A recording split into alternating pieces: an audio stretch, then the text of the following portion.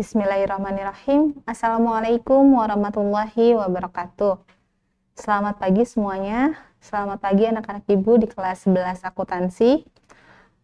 Pada pagi hari ini kembali bertemu dengan saya untuk mata pelajaran komputer akuntansi. Sebelum memulai pembelajaran, seperti biasa, silakan dipersiapkan alat tulisnya untuk mencatat setiap poin yang dijelaskan. Dan jangan lupa juga untuk selalu mematuhi setiap protokol kesehatan yang berlaku, seperti mencuci tangan dengan sabun, menggunakan masker, dan menjaga jarak.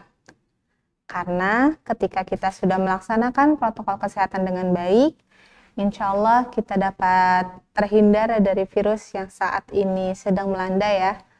Dan semoga juga dengan kita tetap jaga diri kita, sehingga kita dapat melaksanakan PTM ataupun pembelajaran tatap muka secara normal, atau seperti sedia kala sebelum corona ini ada. Oke, setelah kita bahas prokes, kemudian seperti biasa sebelum melanjutkan ke proses pembelajaran, kita harus berdoa dulu supaya pembelajaran kita pada hari ini dapat berjalan dengan lancar tanpa adanya hambatan atau kendala apapun. Berdoa menurut kepercayaan dan agamanya masing-masing. Bismillahirrahmanirrahim. Berdoa dimulai.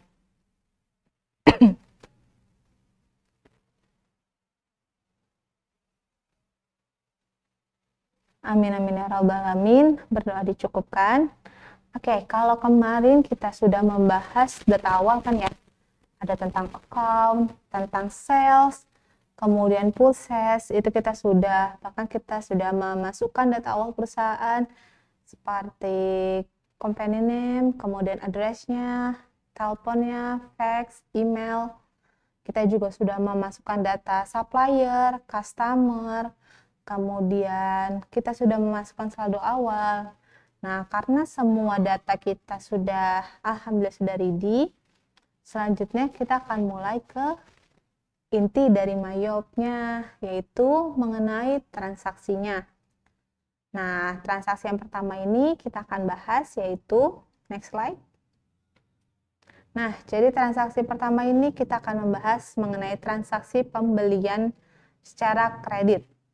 Jadi, transaksi itu intinya ada dua, ada tunai dan kredit.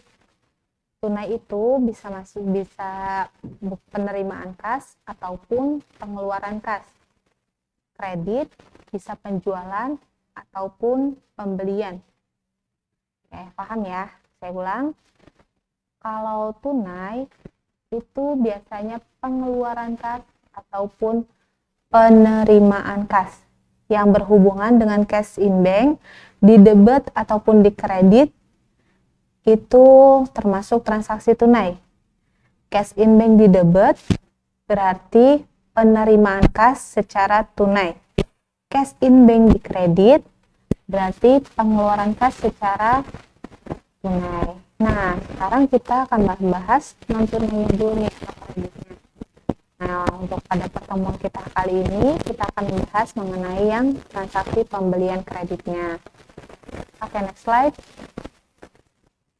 Nah, di sini ada contoh soal yang masih soal yang sama ya, tentang laundry, yaitu dari toko Lotus. Berarti ini faktur pembelian. Karena lihat logonya, di sini. Lihat logonya merupakan toko Lotus.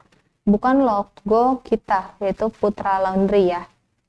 Nah, jadi transaksi pembelian ini ada 3 barang yang kita beli sebagai bahan pokok untuk mendukung jasa kita atau mendukung usaha jasa kita. Yang pertama yang kita beli yaitu ada deterjen, attack deterjen, kemudian ada key spray, ada softener Soclean, di mana ketiga bahan ini yang nantinya akan membantu si perusahaan atau akan membantu Putra Laundry ini dalam menjalankan usahanya. Oke, Attack deterjen di sini kita beli sebanyak 5 unit dengan harga per unitnya yaitu Rp100.000. Maka ketika kita membeli 5 unit, berarti 5 dikali 100.000. Hasilnya menjadi Rp500.000 untuk attack deterjen. Kemudian ada key spray. Key spray di sini kita membeli 4 unit dengan harga satunya yaitu Rp25.000. Berarti kalau kita beli 4, Rp25.000 dikali 4 sama dengan Rp100.000. Kemudian kita membeli softener Soclean sebanyak 1 unit dengan harga Rp21.500. Nah, jadi totalnya Rp21.500. Maka total keseluruhan dari ketiga barang yang kita beli yaitu attack, kemudian key spray dan softener Soclean itu sebesar Rp621.500. Nah, berarti total pembelian kita sebesar Rp621.500. Oke, next slide. Nah, ketika kita membuka Mayop, seperti biasa, ini merupakan tampilan yang akan muncul ya pertama kali. Tinggal kita memasukkan transaksinya. Nah, transaksinya yaitu pembelian, berarti menggunakan purchase. Kita klik purchase, kemudian enter purchase. Next slide. Nah, ketika enter purchase dipilih atau diklik, akan muncul tampilan seperti ini. Sebelumnya kita sudah memilihkan ya, untuk layoutnya yaitu item. Nah, item itu bentuknya seperti ini. Nanti, kemudian kita klik new. Next slide. Nah, setelah itu kita cari nih. Tadi merupakan invoice-nya atau fakturnya punya punya toko Lotus. Nah, di kolom yang supplier paling atas itu itu kita pilih yang toko Lotus sesuai dengan soalnya. Soalnya tentang toko Lotus, berarti yang harus kita pilih yaitu tentang toko Lotus. Oke, next slide. Oke, nah ketika sudah kita pilih, maka supplier kita akan terisi toko Lotus, kemudian akan terisi juga yang kolom bawahnya yaitu ship to dengan isinya yaitu CV Putra Laundry, nama kalian dan alamatnya. Oh ya, jangan lupa yang teks inklusifnya di checklistnya dihilangin ya, tinggal diklik aja itu. Oke, next slide. Nah, selanjutnya yang kita catat yaitu unitnya, dimana di sini ada bill kan ya. Nah, bill ini kita isi dengan unitnya. Tadi yang pertama ada attack deterjen ya, attack deterjen 5 unit. Kita klik di bill 5 unit, kemudian kita tap lagi, nanti akan muncul kotak yang di sampingnya tuh. Ketika kita sudah mempunyai inventorinya, itu tinggal diisi. Tapi karena kita belum buat inventorinya, berarti kita harus membuat baru. Seperti biasa, ketika kita membuat baru, yaitu kita harus mengklik new. Oke, next slide. Nah, ketika kita klik new, ini merupakan tampilan dari inventorinya. Nah, yang pertama yang akan kita isi yaitu barangnya attack deterjen ya. Maka untuk attack deterjen ini, item numbernya kita isi kodenya attack deterjen, itu 2 kata kan, berarti AD. A-nya itu attack, D-nya itu deterjen. Jadi untuk item numbernya AD. Kemudian next slide. Nah, untuk name-nya itu rinciannya. AD kan kodenya. Nah, maka name-nya ini rinciannya. Tadi berarti kita isi dengan attack deterjen. Kemudian kalau kalian lihat di bawahnya, di situ ada 3 kotak yang harus kita checklist. Yang pertama ada I buy this item. Nah, I buy this item ini kita isi dengan kode akun yang ke-5, yaitu COGS. Kemudian yang kedua, I sell this item. Income account for tracking sales. Income, pendapatan. Pendapatan itu ada di akun nomor 4. Berarti akun nomor 4 kita kan ada sales revenue ya. Nah, maka kita klik yang sales revenue-nya. Kemudian yang terakhir ada I inventory this item. Dia udah bilang I inventory. Berarti akun yang harus kita sertakan di situ yaitu akun inventory. Nah, klik inventory-nya. Jadi untuk kotak pertama itu COGS, kotak keduanya itu sales revenue, dan kotak ketiganya yaitu inventory. Kemudian kita klik OK. Next slide.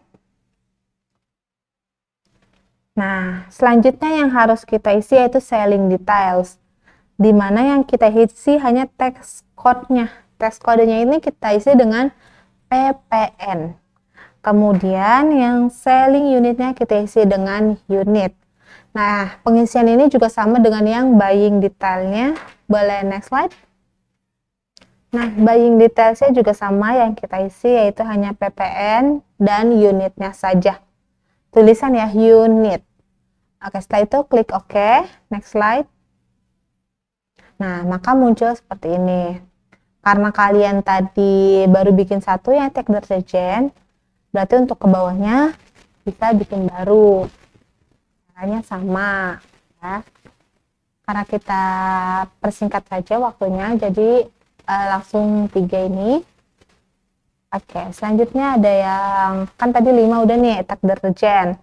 Kemudian yang keempat itu ada key spray. Berarti billnya kita klik 4, tap, kemudian kita pilih yang key spray.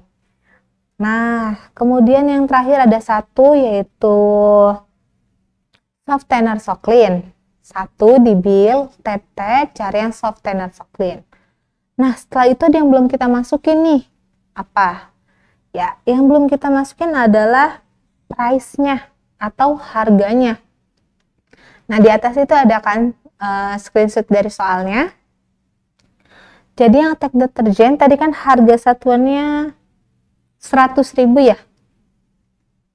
Nah, kita klik nih yang tag deterjen, kita klik 100.000. Kemudian ke bawahnya ada key spray. Tadi key spray harga satuannya 25.000. Kita ketik 25.000. Kemudian bawahnya lagi ada Soclean. Nah, Soclean ini satunya 20 berapa tadi? 21.500. 21.500 ini kita klik juga. Nah, jadi akan secara otomatis si total ini merupakan penjumlahan dari perkalian kuantitas dikali dengan harga satu unitnya. Tadi kita isi 5, billnya itu 5, kemudian harga satuannya 100.000, maka akan secara otomatis terisi totalnya itu 500.000. Oke, setelah itu kita cocokkan nih, transaksi yang sudah kita lakukan ini sudah benar atau belum. Gimana sih caranya? Oke, kita lihat di soal. Jumlahnya itu kan 621.500 rupiah. Kita cocokkan dengan total amount yang ada di Mayop. Total amount-nya di situ juga 621.500 rupiah. Berarti transaksi yang sudah kita lakukan itu sudah benar. Nah, jangan lupa di sini di soal tidak ada PPN. Oke, nggak boleh kekecoh. Kalau soalnya menggunakan PPN atau di soal tertera PPN, baru kita klik PPN. Tapi ketika soalnya tidak memberitahukan adanya PPN, itu pasti anti. Karena ketika kalian klik PPN, itu pasti total amount-nya berbeda. Oke. Nah, di situ ada kan ya yang samping freight. Freight sampingnya kan harusnya PPN. Nah, itu diganti dengan NT. Kemudian yang atasnya, yang teksnya paling atas, itu juga diganti dengan NT. Semuanya diganti dengan NT. Tujuannya apa? Agar total amount-nya sama dengan soal. Ketika kalian itu masih PPN, maka tidak akan balance. Oke, next slide. Nah, kemudian sebelum kita record atau sebelum kita rekam transaksi kita cek dulu nih, transaksi kita itu sebenarnya sudah betul atau masih salah. Gitu. Atau kita lihat dulu nih jurnalnya. Caranya bagaimana? Klik di komputer kalian atau di PC kalian, CTRL R secara bersamaan. Nah, ketika kita klik CTRL R, maka tampilan seperti ini yang akan muncul. Ada akun payable dan 3 akun inventory. Di mana akun payable ini merupakan total amount-nya. Akun payable ada yang masih ingat? Ya, akun payable itu utang dagang. Ayo, jangan kebalik. Akun payable utang, akun receivable piutang. Oke ya. Jadi total utangnya dia yaitu sebesar 621.500. Oke, kenapa sih kok jadinya account payable? Karena tadi pembeliannya secara kredit. Ketika pembelian kredit, maka akan menghasilkan utang. Begitu juga dengan penjualan. Ketika penjualannya secara kredit, akan menghasilkan piutang. Berbeda dengan ketika pembeliannya secara tunai. Pembelian secara tunai akan apa? Menghasilkan pengeluaran kas. Kalau penjualannya secara tunai akan menghasilkan penerimaan kas. Oke, saya ulang. Ketika penjualan kredit akan menghasilkan piutang. Ketika pembelian kredit akan menghasilkan utang. Ketika pembelian tunai akan menghasilkan pengeluaran kas. Karena ketika pembelian tunai, uang kita akan keluar langsung. Atau cash in bank kita akan dikredit. Jadi ketika cash in bank kita dikredit, maka uang kita berkurang atau kas kita berkurang. Jadi masuk ke dalam jurnal pengeluaran kas. Begitu sebaliknya, ketika ada penjualan tunai, berarti kita mendapatkan uang secara tunai saat itu juga. Nah, ketika penjualan tunai kan cash in bank-nya jadi didebet. Ketika cash in bank didebet, kita menerima uang, berarti itu termasuk dalam penerimaan kas. Oke, harus sebedain ya. Jadi kalau penjualan dan pembelian kredit akan berhubungan dengan account receivable dan account payable. Tapi ketika penerimaan kas dan pengeluaran kas akan berhubungan dengan cash in bank. Penerimaan kas, cash in bank di debit, pengeluaran kas, cash in banknya di kredit. Pembelian kredit memunculkan account payable dan penjualan kredit memunculkan account receivable atau piutang. Nah, kemudian kita bahas yang jurnal yang kedua, yaitu ada inventory. Yang pertama totalnya Rp500.000. Nah, total ini sudah sesuai ya dengan total si Attack deterjen, yaitu Rp500.000. Kita lihat yang keduanya. Inventory yang kedua yaitu totalnya Rp100.000. Ini juga sudah sesuai dengan total barang kita yang kedua, yaitu key spray dengan totalnya Rp100.000. Kita lirik yang ketiga, yaitu inventory, masih inventory. Inventory yang ketiga ini tentang tadi softener Soclean. Kata belinya 1 unit, harganya Rp21.500. Nah, di sini juga sudah sesuai ya.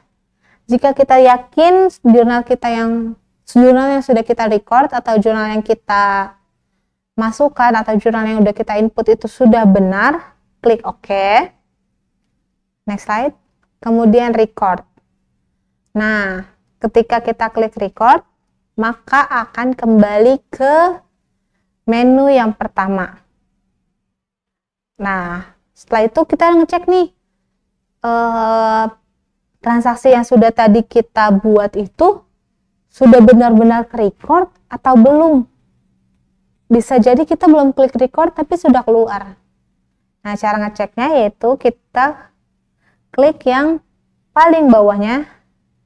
Nah, di bawah enter purchase kan ada print atau email purchase order. Kemudian di bawahnya lagi ada transaction journal. Nah, yang transaction journal itu kita klik. Next slide. Nah, kemudian yang tanggal date from-nya itu kita isi tanggal 1 Januari 2011. Kenapa 1 Januari 2011? Karena transaksinya tanggal berapa tadi? Tanggal 5 ya. Transaksinya kan tanggal 5. Otomatis kalau kita mau ngecek ini sudah direcord atau belum, caranya yaitu harus memasukkan tanggal sebelum tanggal itu. Nah, karena sebelum tanggal 5 itu tanggal 1, jadi kita ngambil yang awal bulan aja. Bagaimana kalau Desember? Misal transaksinya tanggal 5 Desember. Berarti yang date from-nya itu kita isi dengan 1 Desember tahun tersebut. Gitu ya. Oke, kita sudah isi 1/1/2011, maka akan muncul seperti ini. Nah, jika tidak muncul, berarti ada yang salah. Kalau ketika ada yang salah, bisa kita buat ulang nih. Dengan cara atau step yang tadi. Kita isi supplier invoice-nya, kita isi date-nya, atau tanggalnya, kemudian kita isi bill-nya, barangnya, harganya, dan jangan lupa di record. Oke. Nah, ketika kita sudah mengulang, harusnya sudah ada. Tapi gimana? Ternyata pas kita ulang malah 2. Nah, itu silahkan di delete salah satunya. Oke, kalian udah paham kan ya cara delete?